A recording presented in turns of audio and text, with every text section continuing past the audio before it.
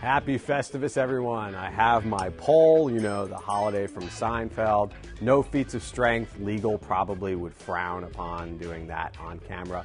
But we will air some grievances, which, hey, I do that every day, but we'll do it even more on Festivus. The tradition of Festivus begins with the airing of grievances. I got a lot of problems with you people. Now, you're going to hear about it. Where to begin with the grievances this year? Netflix, a good place to start. Disastrous year for the company. Will they turn around in 2012? It's hard to imagine that things can get that much worse, but at the same time, you have brutal competition. You have many angry customers. I'd be a little wary about bottom fishing on Netflix.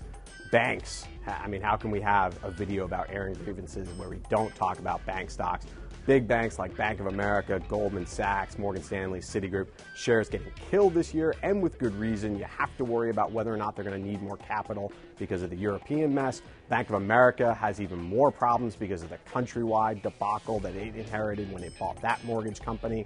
And you also have to realize that many of these big banks screwed up by trying to force new fees down consumers' throats, you know, crying about how regulation was making it tougher for the big banks. So they started doing things like the debit card fee that fortunately many banks have backtracked on, but that was one of the more ridiculous things I've ever seen. You're basically telling consumers that are going to try and spend responsibly by using their debit cards instead of credit cards, hey, we're going to hit you with a fee for acting like a responsible adult, which is what brings us to my final grievance.